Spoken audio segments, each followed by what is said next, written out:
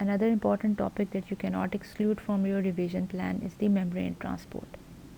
Membrane transport is divided into these four types: simple diffusion, osmosis, carrier mediated transport, vesicular transport, and there are some other types of membrane transport as well. Let's look at them one by one. Let's start with the simpler one, simple diffusion. It is the movement of substance down its concentration gradient across semi-permeable membrane, and in this process no energy is required. It can occur through the cell membrane by two pathways. There are substances which can cross through the interstices of the lipid bilayer if the diffusing substance in question is lipid soluble, and if the substance is not lipid soluble, it can pass through the watery channels that penetrate all the way through some of the large transport proteins. So there are two pathways that a diffusing molecule can take. If it is lipid soluble, it can pass through the interstices of the lipid bilayer, and if it is not, it can utilize the watery channels that span the entire length of the lipid bilayer. Diffusion of uncharged substances depends upon lipid solubility, size of the molecule, and thickness of the membrane. So what are the determinants of the simple diffusion in cases of uncharged substances? These are the lipid solubility, size of the molecule, and thickness of the membrane. More lipid soluble the substance, more easily it can pass; smaller it is, more easily it can pass. And thickness of the membrane, more thick the membrane, more time the substance is going to take to pass through. Charged substances may not necessarily flow down their concentration gradient depending on electrical potential across membrane. It is well understood that for the charged substances, the major determinant is the electrical potential across the membrane. Non-polar substances such as gases, they can easily diffuse across lipid bilayer. So these are the things you should remember about simple diffusion. What is osmosis? Osmosis refers to diffusion of water from higher to lower concentration across semi-permeable membrane. Osmotic pressure. This is another important term which you should understand very clearly. It's an important concept. What is osmotic pressure? It is the pressure generated by solute concentration gradient across semi-permeable membrane, and this osmotic pressure, it promotes osmosis. To understand osmotic pressure, we can look at this. Osmotic pressure depends on the following: the concentration of osmotically active particles, which can exert the osmotic pressure and they can cause the movement of water. Osmotic pressure increases with increased solute concentration. It is well understood. The ability of these particles to cross the membrane, which depends on particle size and charge. If the solutions on either side of the membrane have equal osmotic pressure, they are said to be isotonic. Now look at these two solutions, solution A and B. They have two compartments, compartments 1 and 2, which are separated from each other via semi-permeable membrane. If you see, the solution 1 contains these molecules, these solute molecules, whereas the solution 2, it does not contain solute molecules. After some time, you can see the water level in the second compartment has decreased in the diagram B, while in the first compartment the water level has increased. So what has happened? The compartment 1 has exerted osmotic pressure because of the presence of these osmotically active particles.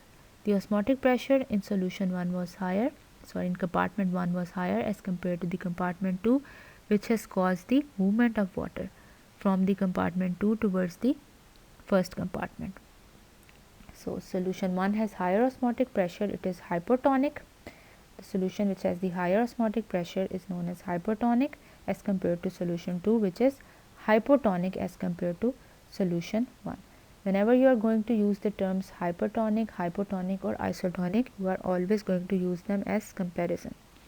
Water has flowed from the hypotonic solution into the hypertonic solution as a result of the driving force of osmotic pressure. So this is the concept of osmotic pressure, that it drives the movement of water. carrier mediated transport is that kind of transport which requires carrier proteins. Certain molecules which are too big to pass through via simple diffusion, or they require energy to pass through, here the carriers can help those molecules. Now there are certain characteristics of carrier mediated transport which you have to know. Number one is the stereospecificity of carrier proteins. Carrier proteins are stereospecific, that they can allow only one stereoisomer of the compound to pass through. For example, D-glucose can pass through glucose transporter 4, but not L-glucose. Competition for carrier binding sites. Substances with similar structure can compete for binding to the carrier protein. For example, D-galactose resembles D-glucose and it can compete for the same carrier. In this case, glucose transporter 4. Saturation of carrier proteins. Unlike the channels, carrier proteins, they can get saturated. Why? Because the molecules, when it passes through the carrier proteins, a conformational change occurs in the carrier proteins and they have to revert back to their original shape before another molecule can pass through. So, when all of the transport binding sites for a particular substance are occupied, the transport maximum has been reached. The substance can no longer bind to its carrier and therefore cannot pass through the membrane. So, the carrier proteins themselves can become saturated along with this delay caused by the conformational change that occurs when any molecule binds to the carrier protein. The molecule that is to be transported binds with the carrier protein. So, it takes some time to revert back to its original shape. So, carrier proteins can get saturated, competition can occur, and they are stereospecific. If you forget all the other properties, you should remember at least these three properties. Facilitated transport or facilitated diffusion is an example of carrier mediated transport. It occurs down an electrochemical gradient and therefore does not require metabolic energy, quite similar in this aspect to the simple diffusion. However, its determinants are the concentration gradient and the availability of carrier molecules. For example, the glucose transporter 4 will only allow the movement of glucose as long as there is a concentration gradient. If you look at this graph, you can compare simple diffusion with the facilitated diffusion. On the x-axis you have concentration of substance and on the y-axis we can see rate of diffusion.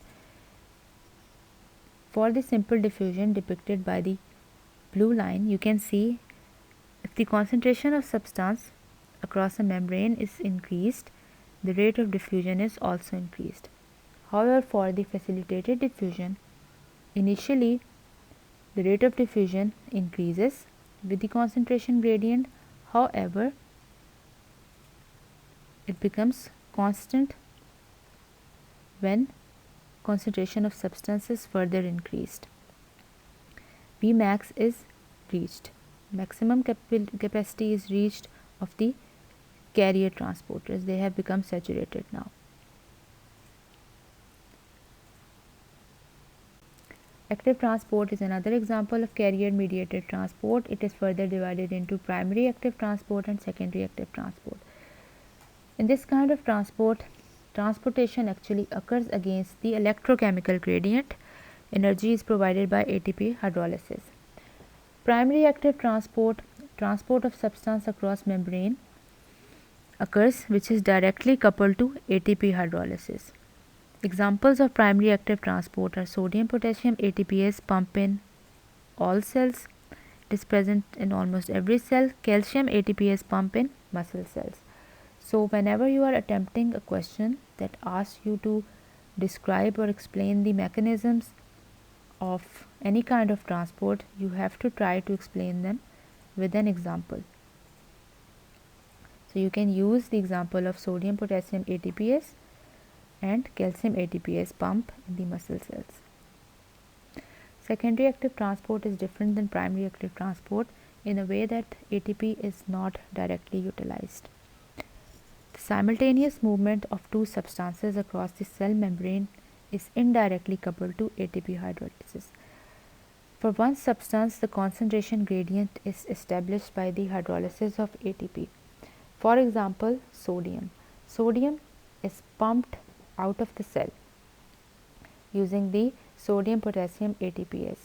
Now, sodium is pumped out of the cell, so it has a tendency to move inward. So, whenever it is going to try to move inward, it is going to facilitate the movement of another substance. So, the energy that has been used to pump out the sodium, it can be utilized by another substance to move across the membrane. It can occur in two ways: co-transport or counter-transport. Co-transport, both substances are transported in the same direction. For example, sodium glucose co-transporters in renal and intestinal epithelial cells. Counter-transport occurs when substances move in opposite direction. For example, sodium hydrogen counter-transport in the proximal tubules of the kidneys, where hydrogen is pumped out into the lumen and sodium goes into the cells.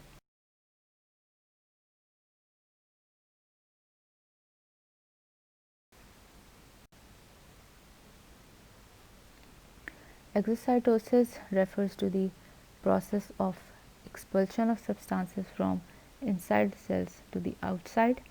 Intracellular vesicles diffuse with the plasma membrane and vesicular contents are released into the extracellular space.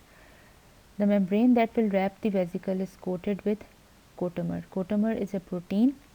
When this membrane is coated with coatomer, it causes the membrane to curve, which forms a bud. The membrane closes beneath the bud, pinching off the secretory vesicle. So, for exocytosis, you should remember the protein coatomer. The vesicle loses its coating, exposing V-snare docking markers on the vesicle surface. So, the vesicle which was to be transported or expelled outside, it was coated by yet another protein which was known as the V-snare protein. It acts as a docking marker. Now, when the V-snare protein is exposed, it binds only with the T-snare docking marker acceptor, which are present at the target plasma membrane site, that is from where this vesicle is going to be expelled, ensuring that secretory vesicles empty their contents to the cell's exterior. So, for the exocytosis, you should remember what a coatomer is. Instead of the vesicle pinching inside, it has to now pinch towards the outside. It has to form a curve with one of its surface exposed to the outside. So, you should know about the coatomer proteins, V snares and T snares. V for vesicles, you can remember it is present on the vesicles which is going to be expelled, and T snare is present on the plasma membrane. Two other types of transports you should be familiar with are paracellular and transcellular transports. Paracellular transport involves the tight junctions, which we had already seen that could be very leaky at certain places and would allow the movement of certain molecules. Transcellular pathway, on the other hand, involves the movement of substances across the two sides of the cells. For example, in the proximal convoluted tubule, the epithelial cells have two sides. One is the apical side, the other is the basolateral side. The apical side faces the lumen, while the basolateral side faces the capillaries. Transcellular pathway is also known as transcytosis. Now, we had mentioned the term membrane polarity. You should know what it means. What is membrane polarity? It refers to the determination of the sides of the cell, that which side is the apical side, which side is the basal side. For example, how it is determined by the presence of certain proteins and certain kind of cytoskeletal elements. They determine the polarity of the cells. For example, microfilaments. Their concentration and their types determine the polarity of the cell. So, a certain transporter, if it is present on one side of the cell, that side becomes the apical site, and another transporter, if it is present on other side of the cell, then that site becomes the basolateral site. So polarity of the cells is determined by the presence of proteins and the presence of microfilaments. Now that we have revised all the important points, let us look at these university questions very quickly. Question number 1 asks you to enlist the functions of plasma membrane proteins and carbohydrates, and it carries 2 marks. Whenever you are going to attempt a question, you have to read the question stem very carefully. The question simply asks you to enlist the functions. You do not have to go into the details, you do not have to describe or explain, you simply have to enlist the functions. And there are two components to this question. You have to enlist the functions of plasma membrane proteins and of carbohydrates, and the question carries 2 marks. Now here you do not know how they have distributed the marks, whether the plasma membrane protein component carries more marks or than the carbohydrates. So the wise thing to do here is to write all of the functions that you know, at least 5 functions for the plasma membrane proteins and 3 for the carbohydrates. But if you do not remember all of the functions, you can at least write 2 functions for plasma membrane proteins and 2 functions for carbohydrates, assuming that each of these components carries 1 mark.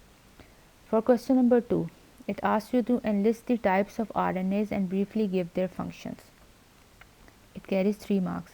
This question has 2 components. Again, you have to enlist the types of RNAs and you have to give their functions.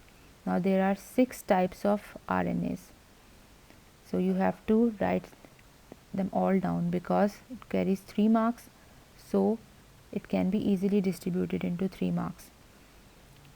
And then you have to briefly give their functions. You do not have to describe them in detail, you can simply write them in a few words. Question number 3. Explain the mechanism of counter transport of substances across the cell membrane with the help of examples. Now you have to explain the mechanism of counter transport with the help of an example. You can explain it very well. You can explain the gradient that is going to be established for sodium, and then you can explain the mechanism of counter transport, that this gradient of sodium is going to be utilized for the movement of substance in the opposite direction to the sodium. Question number 4. Compare the features of lysosomes and peroxisomes. This carry 5 marks. You can use the 5 features that we have discussed and you can compare them. This is the source material that has been used for this presentation. That was all for this session. We at Medicos Academics hope that you found it useful for your revision. Good luck and see you next time.